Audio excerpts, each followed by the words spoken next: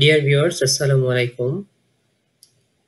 আপনাদের সবাইকে স্বাগত জানাচ্ছি হামজা টেক টিউনসের পক্ষ থেকে। আশা করি আপনারা সবাই ভালো আছেন। আপনারা ইতিমধ্যে বুঝে গিয়েছেন একে নিয়ে আজকের এই ভিডিওটি। আমরা কিভাবে লাইসেন্স না করা থাকলে আমরা এই প্রবলেমটাকে কিভাবে সলভ করব সেটা চলুন দেখে আসি। এই প্রবলেমটি সলভ করার জন্য আমাদেরকে তিনটা ধাপে আমি শেষ করব। প্রথম ধাপে আমরা দেখব উইন্ডোজ আর প্রেস করব, এখানে লিখব services.msc। এখান থেকে আমরা প্রেস করব উইন্ডোজ লাইসেন্স ম্যানেজার, এখানে ডাবল ক্লিক করব।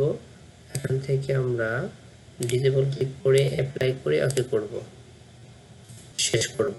দ্বিতীয় ধাপে আমরা যেটা দেখব, উইন্ডোজ আর প্রেস করব, এখানে লিখব gpedit.msc, এখানে এন্টার প্রেস করব।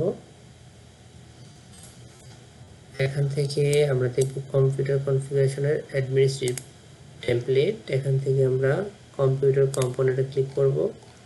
এখান থেকে আমরা প্রেস করব উইন্ডোজ আপডেট।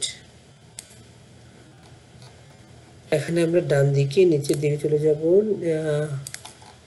এখানে আমরা দেখব no auto restart with logged on user for schedule, এখানে ডাবল ক্লিক করব। ডাবল ক্লিক করে এটাকে এনেবল ক্লিক করে অ্যাপ্লাই ওকে করে বেরিয়ে আসবো। যেমন আমরা দ্বিতীয় ধাপটি সম্পূর্ণ হলো। আমরা তৃতীয় ধাপে যেটা করব, উইন্ডোজ প্রেস করব, এখানে প্রেস করব cmd, এখানে আমরা লিখব slmgr স্পেস -rearm,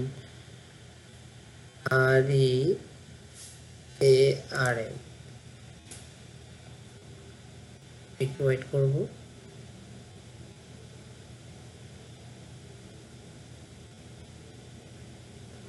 দেখুন এখানে ওকে করে দিব, সাকসেসফুলি ওকে চুজ করে বের হয়ে আসবো। এখন আমরা পিসিটিকে রিস্টার্ট করব।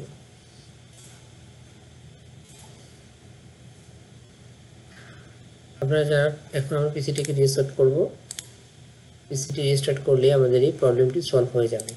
আপনারা যারা প্রথম থেকে শেষ পর্যন্ত এই ভিডিওটি দেখেছেন তাদেরকে সবাইকে ধন্যবাদ জানিয়ে আমি এখানেই আমার এই ভিডিওটি শেষ করছি। আপনাদের যদি ভিডিওটি ভালো লাগে তবে লাইক, কমেন্ট এবং শেয়ার করবেন, আর যদি ভালো না লাগে তবে কমেন্টে জানিয়ে দেবেন কেন ভালো লাগেনি। Thanks for watching.